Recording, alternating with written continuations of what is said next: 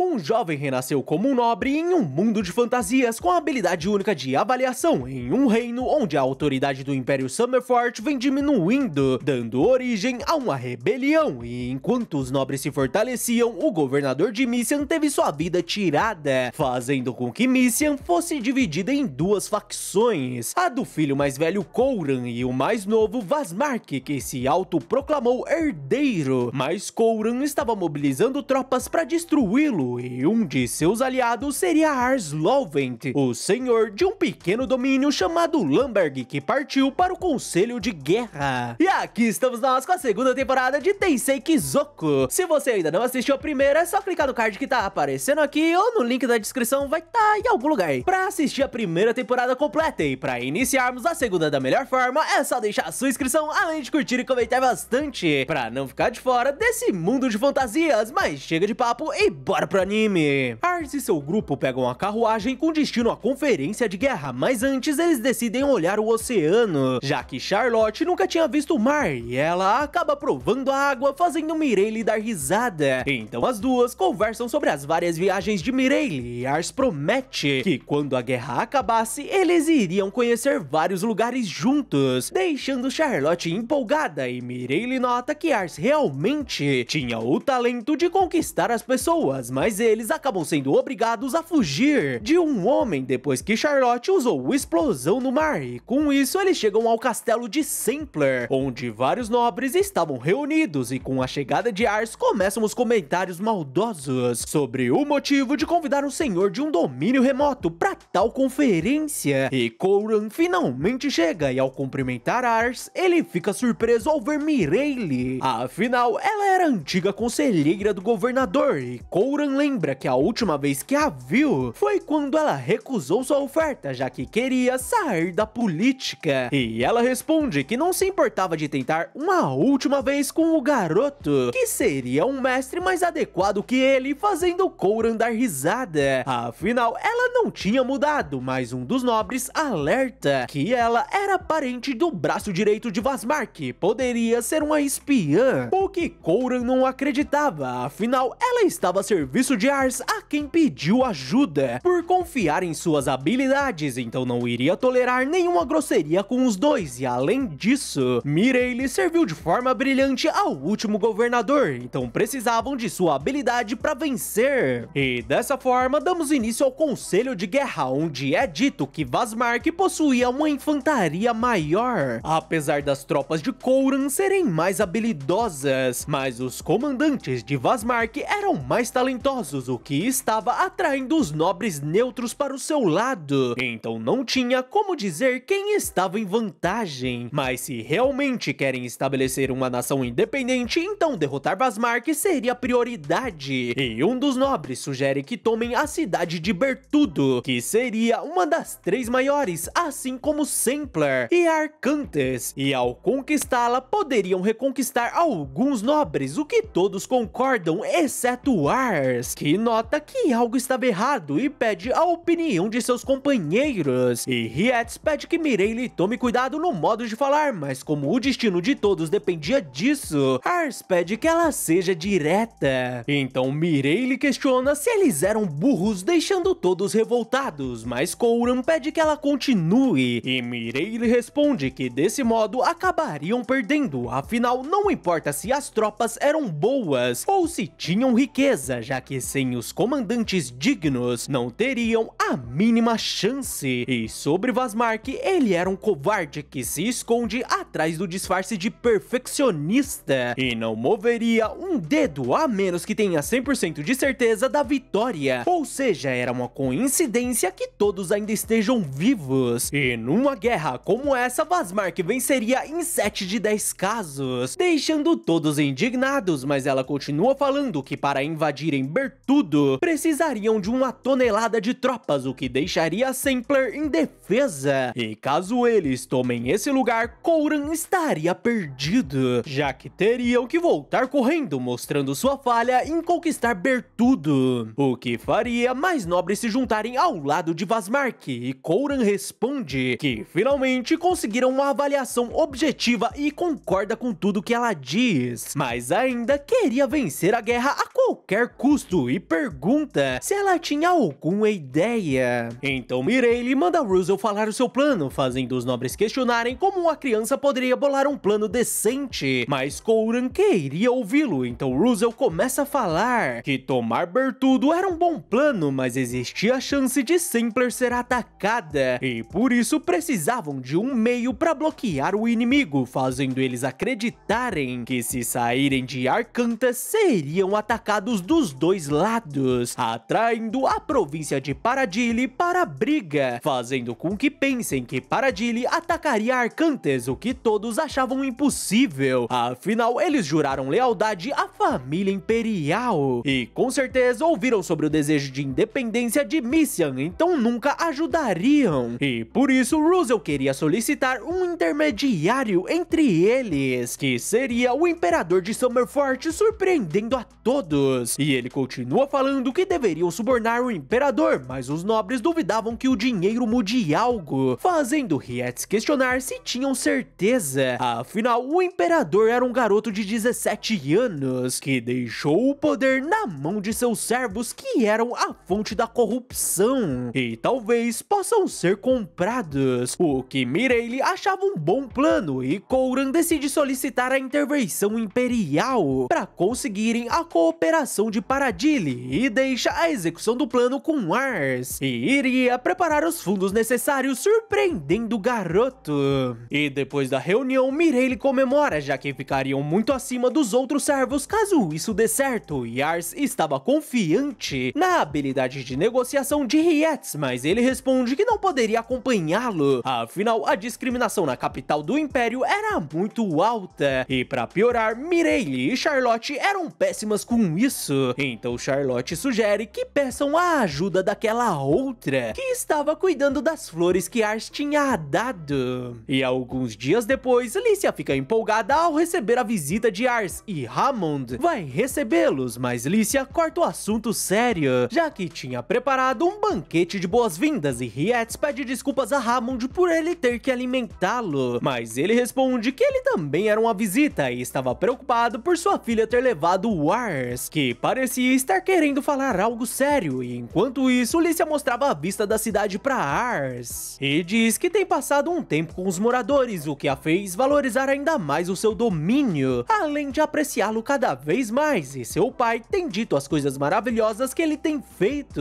e Ars responde que na verdade a maior parte era feito por seus companheiros, e Lícia responde que admirava isso nele, e começa a se aproximar do garoto, que fica nervoso, mas ela o leva até a estufa, onde estava as flores que ele a deu, e pergunta o que ele queria falar com ela, e Ars responde que antes precisava da autorização de Hammond, o que ela nega, afinal ela decidia por si mesma, e por isso estavam andando sozinhos sem parar. Então Ars começa a falar sobre o plano, deixando Lícia surpresa por ele estar dando uma tarefa tão importante para ela, e ele diz que como era uma negociação fora das terras, não poderia garantir sua segurança, e Lícia aceita sem hesitar, deixando Ars surpreso, e ela explica que tinha resolvido fazer qualquer coisa que ele pedisse, mas em troca ela queria que eles se casassem quando a guerra chegasse ao fim, e tinha decidido isso desde que se conheceram, e se lembra do primeiro passeio por Lamberg, já que queria um lugar na primeira fila para ver o mundo gentil que ele criaria, surpreendendo Ars, que começa a pensar que ela estava dizendo exatamente o que sentia por o amar de verdade, e além disso, ela sempre fez muito por ele, que decidiu que falaria direitinho com ela quando se vissem, e se pergunta o que estava fazendo, e pede desculpas a ela por ser um homem inútil, e acabou fazendo ela dizer isso, portanto era a vez dele dizer, e na verdade queria que ela se casasse com ele agora mesmo, já que ele a amou desde o primeiro dia em que se conheceram, e ela tem sido uma grande bênção em sua vida, e apesar de poder ter um casamento mais tranquilo, depois da guerra ele não sabia quanto tempo iria demorar, ou quais perigos iria encontrar, e admite que não tinha muito a lhe oferecer, apesar de estar cercado de companheiros incríveis, mas mesmo em meio à guerra, ele queria ela ao seu lado para protegê-la, e emocionada, Lícia aceita o pedido, mas ela quem iria protegê-lo para que continue trilhando o caminho que escolheu, com companheiros maravilhosos, e agora, como sua esposa, ela jura dar sua vida para ver seus sonhos se tornarem realidade. E seu pai é pego de surpresa pelo anúncio do casamento, mas nota que a expressão de sua filha, que sempre foi obediente, estava diferente. Então concorda com o casamento e iniciando um grande banquete de comemoração que deixa todos emocionados. Mas depois de alguns dias, Fan conta que quem estava exercendo a autoridade do Império seria o ministro Chakma, que apesar de novo era muito ambicioso e promovia qualquer política que o beneficie, e aconselha que Ars tenha cuidado com esse adversário difícil. Ars explica que iriam para a capital, onde pediriam que Chakma medie um encontro entre eles e Paradile, onde Lícia cuidaria das negociações, mas Mireille estava aflita por eles serem crianças, e por esse motivo Lícia conseguiu que Lumeire os acompanhasse. Afinal, ter um adulto subordinado de confiança de Couron ao lado deles daria seriedade à causa, já que as negociações começavam antes mesmo de chegar à mesa, fazendo Mireille admitir que entendia o motivo do garoto ter escolhido se casar com ela, deixando Charlotte indignada por ainda não ter reconhecido o noivado. Mas Lícia admite que dividiram a casa com ela era um sonho que se tornou realidade, deixando ela toda boba, e com isso Ars decide levar Charlotte como a guarda deles, já que como iriam viajar de navio, ele queria que ela conheça o mundo. É pra Ars e Lícia que descobriu que Vazmark formou uma aliança com a província de Seites, e assim que conseguir mais informações, ele voltaria a falar com eles. E Ars percebe que nesse ritmo, Couron ficaria em uma guerra de duas frentes, e Lamberg seria o primeiro lugar a ser atacado caso Seites invada. Mas Lícia pede que ele não se preocupe, já que com Paradile ao lado deles ficariam empatados, porque qualquer invasão teria uma grande perca para ambos os lados, o que dificultaria que eles passem pela fronteira. Então deveriam garantir que a negociação seja um sucesso, deixando Ars impressionado por ela ter pensado nisso, e Lícia fica envergonhada ao admitir que tem estudado muito. Afinal, ficou feliz por ele estar confiando tanto nela, mas Charlotte quebra o clima dos dois, que pensavam que ela estava dormindo, e ao chegar em Sampler, Couron diz sobre a união de Vazmark com Seites, mas Lícia diz que já estavam cientes, e após a negociação com Paradile, eles deveriam negociar com Seites para impedir a invasão, fazendo Couron admitir que Ars tinha um espião impressionante, além de uma esposa muito inteligente, e elogia o julgamento impecável de Ars, além de pedir desculpas por sobrecarregá-lo. Mas um garoto pergunta se Ainz era o responsável pela negociação, e Couron diz que era Ars, e apresenta seu filho Heng, e ele pergunta se essas crianças realmente iriam conseguir negociar, e Couron responde que mesmo eles sendo vassalos, ele não poderia ser tão rude, e Heng pede desculpas a Ars, que olha suas habilidades, enquanto ele se retirava, mas Couron pede para conversar em particular com Ars, mas Heng os observa, e voltamos para Couron, que pergunta se Ars conseguiu algum vislumbre sobre as capacidades de Heng, que teve pouca disciplina quando criança, e agora com 20 anos ele gostaria de extrair o melhor de seu filho, mas não sabia como, e Ars responde que as habilidades de Heng podiam não valer muito agora, mas ele tinha um potencial impressionante, deixando Couron aliviado. E depois disso, Ars vai até o porto, onde Charlotte estava animada para enviar os presentes para as crianças do orfanato, e Ars nota Lícia olhando um broche e decide comprar, e admite que se sentia mal por não ter dado um anel de casamento para ela, então gostaria que ela aceitasse isso por enquanto, deixando Lícia maravilhada. E no navio, eles são surpreendidos por Heng, que diz que como eles eram crianças, deveriam estar se sentindo inseguros apenas com Lumeire de adulto, e por isso decidiu acompanhá-los, e Ars pergunta se Couron aprovou isso, e Heng responde que não precisava, afinal era um adulto e tomava as próprias decisões, e se voltar com uma conquista, isso agradaria seu pai, mas quando o navio começa a navegar, todos ficam enjoados, menos Charlotte, e eles acabam salvando alguns homens que estavam em um pequeno barco, e Lumeire diz que eles devem ter ficado com medo de estarem naquela naquela situação, já que tinham rumores que haviam piratas por ali. E quando Charlotte se aproxima deles, eles a capturam e mandam todos passarem seus objetos de valor, mas Charlotte se irrita e os ataca por estarem atrapalhando sua primeira viagem marítima. E com eles aprisionados, Hank diz que eles atacarão um navio do próximo governante de Missian e ficariam amarrados até chegar na capital, mas algo incomoda Ars, que pergunta o que eles faziam para viver, e Hank responde que com certeza eles seriam piratas, e Ars diz que a faca deles parecia com uma ferramenta de limpar peixe, fazendo eles admitirem que eram pescadores que trabalhavam no porto da capital e receberam um empréstimo imperial para comprar o necessário para trabalharem, mas os diversos problemas financeiros da capital acabou forçando eles a pedir dinheiro emprestado a um comerciante, mas não conseguiram superar os juros, e como tinham família, eles precisavam de dinheiro para alimentá-los, mesmo que seja fazendo coisas erradas. E Hank responde que nada justificava seus atos, mas Ars os entrega 2 pedras, que se venderem poderiam conseguir 3 moedas de ouro, deixando Hank indignado. E o homem diz que não precisavam de sua piedade, e Ars responde que isso não era pena ou caridade, e sim um empréstimo, para que eles voltem a pescar e poderiam pagá-lo quando puderem, sem nenhum juros, fazendo Hank questionar se ele realmente iria confiar neles. E Ars pergunta se um senhor que não confiava em seu povo realmente podia esperar sua confiança, e mesmo com a possibilidade de ser traído, ele preferia confiar neles, já que nada mudaria, a menos que um dos lados tente mudar, e ao confiar no povo, um dia eles confiariam neles, fazendo Hank admitir que ele era um tolo e os homens libertados o achavam muito ingênuo, mas Ars apenas esperava que pudesse encontrá-los novamente. Mas ao chegar na capital imperial, eles notam que a pobreza tomou conta do lugar, apesar dos nobres estarem desfrutando do luxo, fazendo Ars se perguntar se a desigualdade de riqueza criava esse tipo de divisão. E Hank diz que o ministro Shakma estava tão cego pelo dinheiro que nem conseguia governar direito, e se ele for tão estúpido, negociar seria mais fácil do que esperava. E Lícia pede que eles sigam sem ela, já que tinha alguns preparativos pro dia seguinte. E no dia seguinte, Ars fica curioso sobre o motivo dela ter comprado aquelas roupas e joias, e ela responde que ele entenderia mais tarde. Dessa forma, eles se encontram com Shakma, que deixa Ars impressionado com o nível de sua inventividade, diplomacia e ambição. E Shakma diz que tinham pouco tempo, então deveriam ir direto ao assunto. Afinal, eles devem ter vindo para que o imperador possa intermediar as negociações com Paradaily. E Hank se apresenta como o próximo governante de Missian que veio garantir uma negociação bem-sucedida. Mas Shakma responde que sua presença não faria tanta diferença, afinal a única coisa que se importava era quanto iriam pagar. Mas vamos voltar à noite anterior, onde Lícia disse que o mais importante seria uma resolução rápida e decisiva, e tinham 2.000 moedas de ouro a oferecer em negociação, então caso ele peça mais do que isso, teriam que retornar a Sampler, e os mares da guerra podiam se voltar contra eles, e para ter uma negociação mais tranquila, eles teriam que fazer a outra parte pensar que estava fazendo um bom negócio, começando com uma oferta muito baixa, e na atualidade ela oferece 500 moedas de ouro. Mas Shakma questiona se ela não tinha esquecido um dígito e não aceitaria menos que 5.000 ouros, mas Lícia começa a rir, afinal 5.000 moedas excedia o atual orçamento do Império, então com certeza ele estaria brincando, e ao ver a cidade ficava claro o quanto estavam sofrendo financeiramente, e oferece 800 moedas, mas Shakma tinha certeza que Sampler poderia pagar mais do que isso, o que Lícia já estava prevendo, e ao oferecer 900 moedas, ele se levanta para ir embora, mas Lícia implora para que ele espere, e em lágrimas ela concorda em dar 1.000 moedas, mas não poderiam ir mais longe, fazendo Shakma concordar em ajudá-los. E Ars se lembra de Lícia ter o dito que se o fizerem pensar que ele roubou tudo o que tinham, eles ficariam satisfeitos com qualquer pichincha, fazendo Ars admitir que ela era incrível. E quando Ars questiona se ele iria intervir a favor deles, Hank o interrompe e manda pararem com essa conversa fiada e mesquinha, e pagar ao homem com as 2.000 moedas que tinham trago, porque não podiam permitir que ele subestime a capacidade financeira de Sampler, fazendo Shakma questionar se estavam tentando enganá-lo, e cancela a negociação, fazendo Ars pedir seu perdão. Ele oferece as 2.000 moedas, mas Mas Chakma responde que ele insultou o primeiro-ministro, embora se pagassem essa totalidade ao Império junto a uma quantia satisfatória para ele. Em pedido de desculpas, ele faria vista grossa e se retira, deixando Ars em choque com a negociação fracassada, e Heng diz que ele era um verdadeiro babaca e teriam que voltar para Sampler para pegar mais dinheiro, deixando Ars irritado porque esconderam o orçamento para não ter que retornar, e questiona o motivo dele ter dito aquilo. E Heng responde que a culpa era de Ars por ter mentido, e se tivesse oferecido os 2.000 em primeiro lugar, as coisas teriam ocorrido mais facilmente, e se ele não tivesse dito nada, daria a impressão que Sampler estava falindo, e Ars diz que se tivesse oferecido de imediato, ele iria pedir mais dinheiro para tirar vantagem deles, e Lícia, que parecia calma, pede que os dois se acalmem, já que não teria o que fazer pelo que tinha acontecido, e em seguida ela corre até o ministro pedindo desculpas pela grosseria, e o ministro responde que como eles não tinham mais dinheiro, teriam que retornar para Sampler, mas Lícia responde que tinha algo com ela e começa a tirar sua roupa, deixando todos surpresos, e ela diz que comprou na melhor costureira e joalheiro da capital, e devia valer um bom preço, e o acompanhante de Chakma avalia em 500 moedas de ouro. E Lícia pede sua misericórdia, fazendo Chakma admitir que sua determinação era impressionante, e aceita as roupas junto às 2.000 moedas para mediar com Paradile, mas questiona se Kouran era realmente leal ao imperador, afinal ouviu sobre seu desejo de independência, e Heng responde que a província de Missian buscava independência, então não tinha lealdade ao imperador, deixando Ars aflito, mas Chakma não se importava com isso, e aconselha que tenham cautela com as negociações com Paradile, e naquela noite eles comemoram por ter conseguido, apesar do pequeno problema, mas Lícia responde que tudo aconteceu exatamente como tinha planejado do começo ao fim, surpreendendo todos. Lícia revela que sabia que Chakma iria procurar algum pretexto para pedir um suborno, e quando Heng revelou o orçamento, ele conseguiu o que queria, afinal as negociações iniciais foram apenas um prelúdio do verdadeiro desafio de quanto teriam que pagar de suborno, e como não tinham tempo para retornar, ela deixou suas roupas e joias preparadas desde o início, já que acreditava que se o suborno fosse em um ato de desespero, Chakma aceitaria, afinal ele não era tão simplório a ponto de acreditar em suas palavras de imediato, e ao aproveitar o erro de revelar o orçamento, ele acreditou que estava acima de qualquer suspeita, sem saber que ela tinha organizado tudo com antecedência, deixando todos impressionados, mas Heng diz que eles estavam errados e se retira, e Lumeire vai atrás dele. Heng diz a Lumeire que não podia acreditar nos dois, já que tinha orgulho de Missian, o lugar em que nasceu e cresceu, e apesar da negociação ter dado certo, ela foi baseada em mentiras, fazendo ele se questionar se aqueles dois eram realmente leais a Missian, e Lumeire responde que não era disso que se tratava, afinal ele nasceu no poder sem a necessidade de mentir ou bajular, enquanto aqueles dois tinham um status muito abaixo do dele, e não tinham poder, mas como mestres de seus domínios estavam sempre pensando na melhor forma de proteger seu povo, e sem mentiras ou enganos ociosos, eles não poderiam protegê-los e defender a honra e o orgulho para proteger seu povo. Era a prova do amor por Missian, mas Heng corre de Lumeire, que se lembra de quando ele era pequeno e pede que Ars não despreze Heng, que apenas era muito fraco, mas se ele conseguir aprender a melhor maneira de expressar seu amor, ele se tornaria um soberano excelente. Mas o dia do encontro com Paradile finalmente chega, e depois de ficar fora por 7 dias, Heng se junta a eles, que estavam diante dos líderes que não seriam movidos pelo dinheiro como Chakma. Mas antes de iniciar as negociações, o ministro de Paradile pergunta sobre os rumores deles estarem visando a independência, e como Missian era o lar de muitos nobres, eles se perguntavam se suas preocupações eram oportunistas, afinal buscar a independência era um ato de alta traição, e exige uma resposta de Heng, que diz que na verdade essa era uma busca de Vazmark,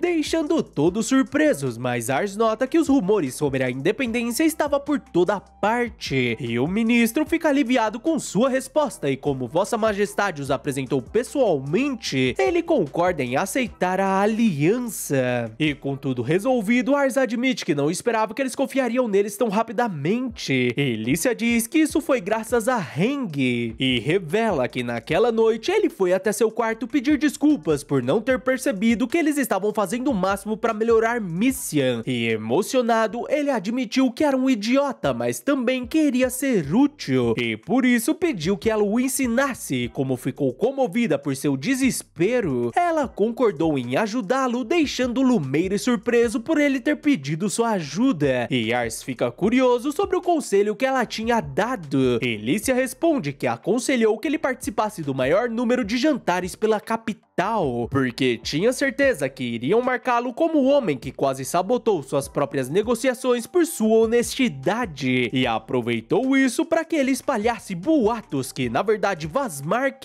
quem estava buscando a independência, o que tornou tudo mais convincente. Heng diz que sua tolice causou problemas para eles, o que Lícia nega, afinal sua vontade de mudar por si só era uma coisa maravilhosa. E Ars concorda e graças a ele formaram a aliança com Paradile, fazendo Heng admitir que aprendeu muito nesses 10 dias e promete trabalhar duro para tornar Mission um lugar melhor junto a Ars, deixando Lumeire emocionado. E depois de conversarem com Seitz para impedir sua invasão, eles retornaram para Sampler, onde Kouran os agradeceu e chamou a atenção de Heng. Afinal, se algo tivesse dado errado por sua causa, o resultado seria terrível. E Heng pede perdão por aquilo e Kouran pergunta qual foi a sensação ao vê-los negociando. E ele responde que percebeu que ainda lhe faltava muitas coisas e por isso estava indo imediatamente para os campos de treinamento, porque tinha muito a aprender para ser o próximo governante, deixando Kouran orgulhoso e Ars surpreso pelas estatísticas de Heng terem aumentado. E Kouran agradece Ars como pai por ter sido uma boa influência, e como recompensa pela negociação ele concede 100 moedas de ouro para cada, já que sua talentosa esposa fez eles economizarem muito dinheiro com o suborno. E Ars fica feliz porque isso seria o suficiente para consertar os poços da vila e aumentar o salário dos soldados, mas com isso resolvido, Kouran começa a falar sobre a próxima fase, onde iriam invadir Alfarda, e nomeia Ars e Lumeire como os comandantes da força de Kanahi, porque queria atacar antes que o oponente expanda suas forças. E naquela noite, Charlotte foi até Ars porque estava preocupada, afinal parecia um pouco duro fazer essa grande missão sua primeira incursão. E Ars responde que estaria mentindo se dissesse que não estava com medo, mas se perder a coragem não conseguiria se sentir bem com seu pai, então tudo ficaria bem, já que agora ele era o senhor do domínio e estava pronto para isso. E Charlotte promete que faria tudo para ajudá-lo, assim como Lícia que os observava. E vários dias depois, Russell estava indignado porque Mireille prometeu ensiná-lo táticas de guerra depois do treinamento, mas Rietz não acreditava que ela podia conseguir ensiná-lo enquanto estava bêbada, e ela responde que o jovem não falava com ela daquele jeito,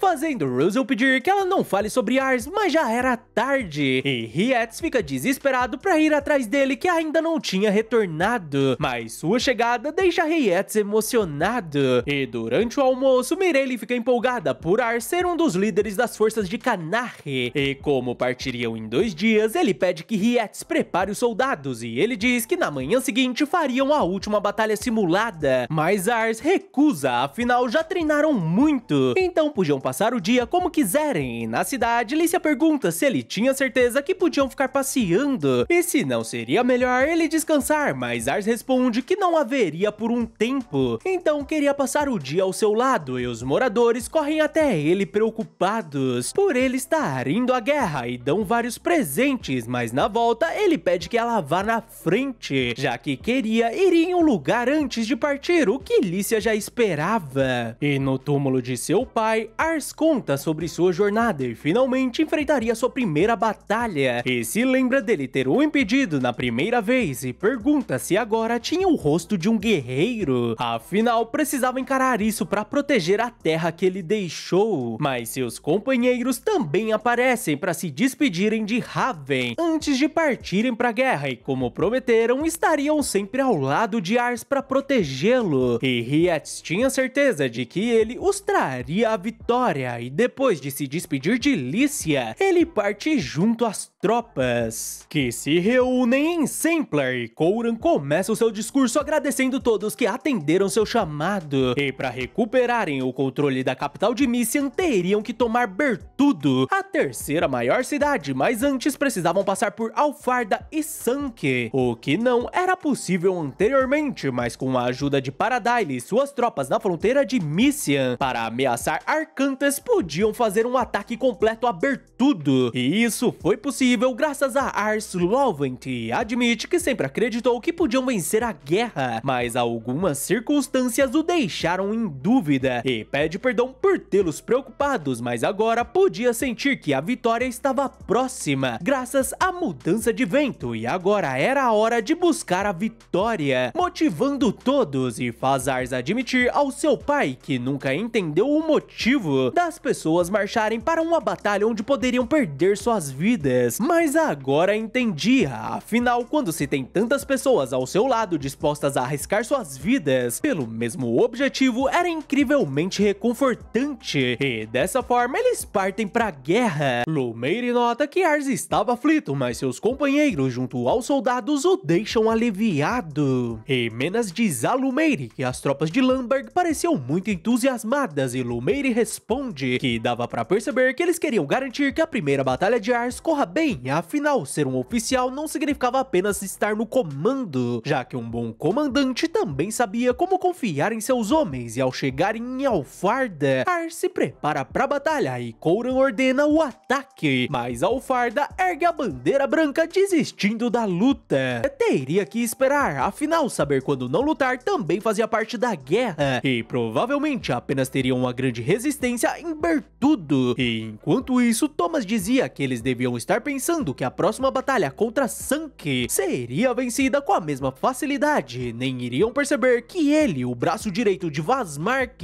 veio pessoalmente, e Fredor, o governante de Sanke, o agradece pela ajuda, e ele responde que Vazmark não lutava em batalhas perdidas e sairiam vitoriosos mesmo se perderem, o que Fridor não entende, mas Thomas diz que não era nada que ele precisasse pensar, se retira, e a filha de Fridor, Selena, diz que mesmo Thomas sendo superior a ele, ele não deveria abaixar a cabeça, afinal ele era o líder de Sanke, que estava deixando essa batalha com outra pessoa, e ele responde que era melhor seguir o plano dele, já que essa era uma batalha importante, e defender o Forte Vakmakro era algo crucial, e por isso Selena pede que ele a deixe cuidar do forte, e voltamos para Alfarda, onde Coran perguntava se alguém tinha um plano para ter o mínimo de baixas na próxima batalha, e Russell sugere que eles ataquem os fortes ao redor do castelo, que possuíam cerca de 1000 soldados cada, e ao dividir as tropas em 3 destacamentos com 4000 soldados atacando simultaneamente, eles não teriam problemas e forçariam Sanke a se render, o que Coran concorda, e por isso ele junto às forças principais iriam aguardar próximo ao castelo, e quando tomarem os fortes, eles se reuniriam e atacariam o castelo, e deixariam o forte Vakmakro com Ars e Lumeire, já que era a fortaleza mais importante. E diante a fortaleza, Russell sugere que enviem um batedor para o cume, e Mireille diz que ele era um menino bom que seguia as regras, e era óbvio que um estrategista deve pensar como mover seu exército, mas não fazer mais do que isso era coisa de amador. Afinal, um estrategista se colocava no lugar do inimigo para imaginar como derrotaria seu próprio exército, e como estavam em menor número, eles apenas venceriam se os pegarem de surpresa, e pergunta como ele faria isso, e Russell responde que quando o inimigo tentasse cercar a fortaleza, atacaria em pinça, o que Mireille concorda, e por isso, além de enviar o batedor, eles deviam montar um mirante na base da montanha, para impedir um ataque adicional, fazendo Ars notar que a presença de Mireille fez Russell crescer bastante, e na fortaleza, Selena é avisada sobre a aproximação do inimigo, e com isso ela ergue uma barreira, o que Ars e seus companheiros não achavam um problema, e com a água mágica posicionada, os magos começam o ataque contra a barreira, que fica intacta, mas com o disparo da magia de Charlotte, ela se quebra, surpreendendo a todos, mas a barreira é restaurada, e Mireille nota que eles tinham um mago poderoso, fazendo Ars questionar se poderiam superá-lo, mas Charlotte questiona quem ele achava que ela era, e apenas precisava atacar mais rápido, para eles não conseguirem conseguirem repará-la e não aceitaria perder a primeira batalha dele. E na fortaleza, Celaena admite que foi um belo ataque, mas não precisavam vencer essa batalha. E um mago recebe uma mensagem dizendo que 1000 tropas estavam vindo em direção a eles, o que Russell tinha previsto, então Lumeire ordena que 2000 soldados os enfrentem. Mas o mago fica aflito porque a força principal estava escondida atrás daquele batalhão com 10.000 soldados. E Mireille nota que enviaram todo o exército para defender esse forte e se pergunta quem pensou nessa estratégia ousada, e Russell admite que seria difícil de executar o plano, e se descerem a montanha poderiam ser atacados ou perseguidos, e talvez não seja mais possível tomar a fortaleza, e se ficarem ali seriam pegos em duas frentes, mas se conseguirem tomar a fortaleza e aguentar até a chegada de Coran para apoiá-los, o inimigo que ficaria cercado. Então tinham duas opções, uma de baixo risco e baixo retorno, ou alto risco e alto retorno. E Lumeire pergunta quanto tempo os magos levariam para derrubar o domo, e ele responde que meio-dia, então Lumeire decide se retirar para garantir um mínimo de baixas. E por pior que seja, Mireille admite que eles fizeram um bom plano, mas nota que Ars não tinha desistido. E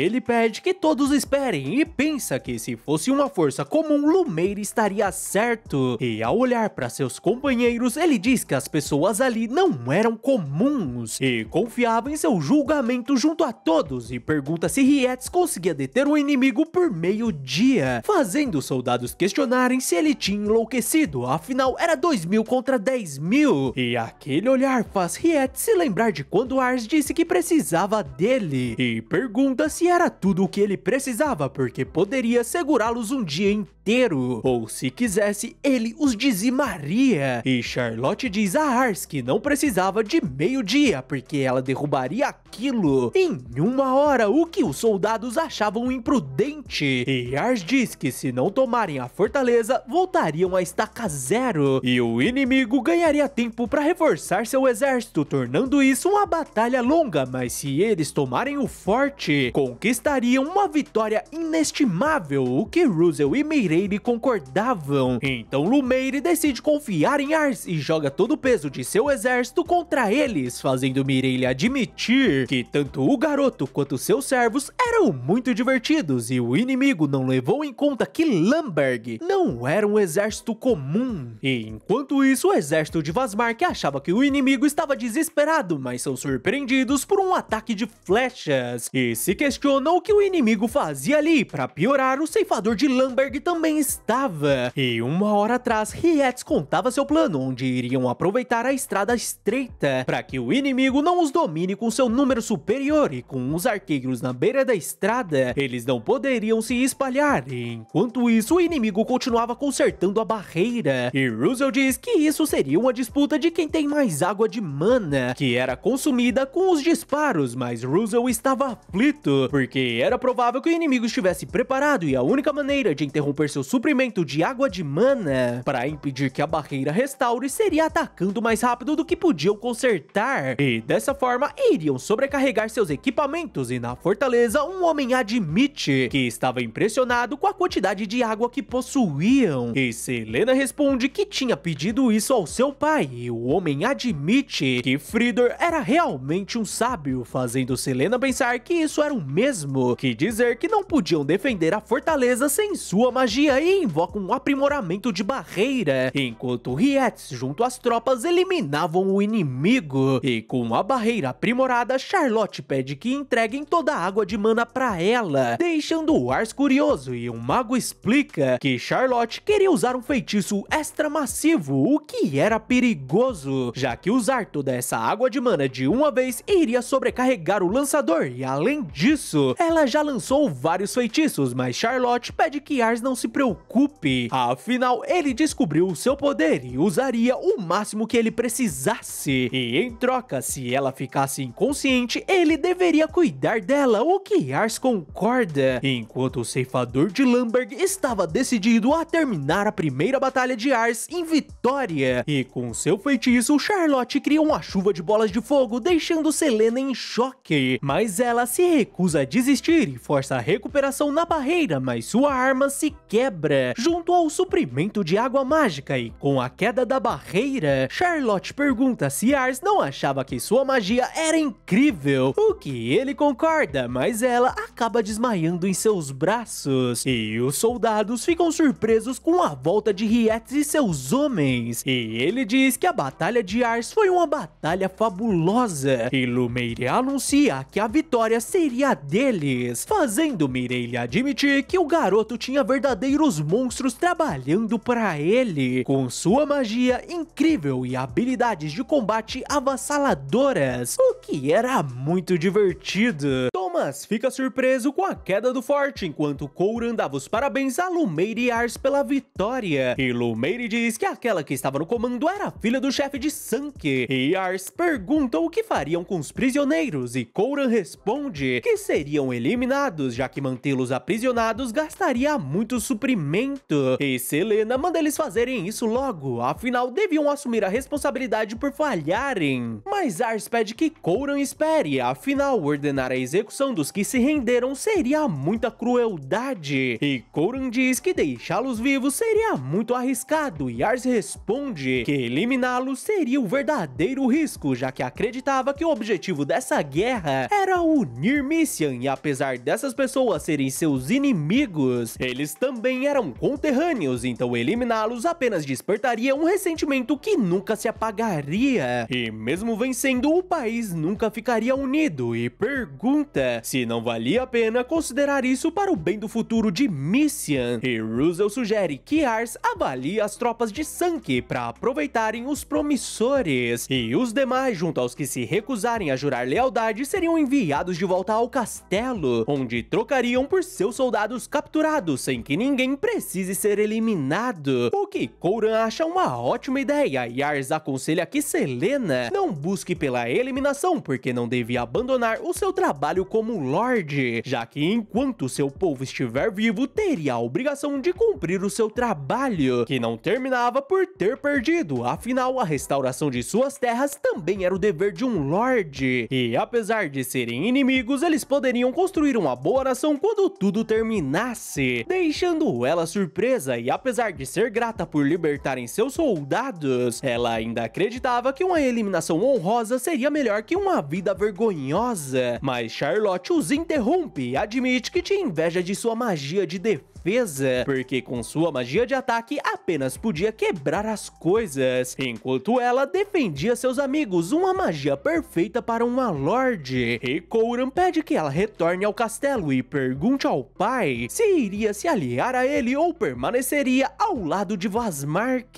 quarto onde fica surpreso ao ver Pan, que o avisa sobre o castelo de Sanke, que planejava resistir e estava confiante em sua defesa, principalmente com a que chamavam de portão impenetrável. E além disso, Thomas, o braço direito de Vazmark, estava ajudando o chefe de Sanke, o que não surpreende Mireille, e com essa informação, Ars vai até Coran, deixando Russell pensativo sobre toda a situação, e enquanto isso, o líder de Sanke ficava feliz por ter sua filha de volta. Mas Selena pede que ele a repreenda, porque seria isso que o homem que ele era quando a deu esse pingente faria, e questiona o que o fez mudar tanto, e no dia seguinte, Coran diz que o espião de Ars estava certo, e os soldados de Sanke pareciam determinados a resistir, então ele ordena que as tropas avancem, mas os soldados de Sanke estavam confiantes, já que ninguém nunca conseguiu atravessar o portão, mas a determinação dos soldados de Coran os deixam impressionados, e para surpresa de todos, o portão começa a se abrir. Os soldados ordenam que fechem, mas Pan se recusa, afinal eram ordens de seu contratante, e vamos voltar à noite passada, onde Russell dizia que seria difícil passar o portão, então pediu que Pan se infiltrasse para abri-lo por dentro, e como estavam enviando os soldados para a troca de prisioneiros, seria o melhor momento para isso. E Selena é avisada sobre a invasão das tropas. Ela ordena que os soldados se reúnam para atacar com tudo, mas o soldado avisa que Fridor ordenou que se rendessem, fazendo ela se lembrar de quando seu pai retornava do campo de batalha e suas histórias eram a coisa que ela mais gostava. E quando ele a deu esse pingente, ele disse que a coisa mais importante na batalha era a coragem. E esse pingente era um símbolo de coragem, mas com o início da disputa de sucessão, Permician, o seu pai, mudou e quando soube que a guerra estava chegando, ele ficou covarde, fazendo Celaena se sentir traída porque seu pai forte e autossuficiente não existia mais. E ao encontrá-lo, ela questiona se desistir era o que um Lorde devia fazer e admite que não queria se tornar como ele, então lutaria até ser eliminada. E Thomas elogia seu espírito de batalha e como ela se saiu bem na defesa do forte. Eles ganharam muito tempo, mas esse castelo já era, o que não era um problema, afinal tinha um plano para vencer mesmo que eles percam. E os mostra um catalisador para magia explosiva e revela que preparou feitiços de explosão em vários lugares do castelo e todos estavam vinculados a este catalisador. Então eles teriam que fingir que estavam se rendendo para atrair Coran para dentro e explodi-lo junto ao castelo. E Fridor pede que comecem a evacuação, mas Thomas responde que todos deviam permanecer no castelo para explodirem juntos, afinal um castelo abandonado seria suspeito. E apesar de ser possível ativar o dispositivo à distância, seria mais efetivo ativá-lo na presença de Coran. E essa seria sua última chance de glória, e Celaena diz que ficaria feliz se fosse eliminada em uma luta justa, mas isso era covardia, e Thomas responde que isso era apenas um clichê dos fracos e como perdedores, eles não tinham o direito de ensiná-los sobre guerra, afinal Vazmark não aceitava derrotas, e essa era a oportunidade de Fridor ser eliminado com a honra de um guerreiro, fazendo Celaena se lembrar das palavras de Ars, e ao ver uma das servas chorando, ela se lembra dele dizendo que enquanto seu povo estiver vivo, ela não deveria abandonar suas responsabilidades de Lorde. Fridor diz que entendia e Celaena se pergunta pra que eles serviam se não serviam pra proteger o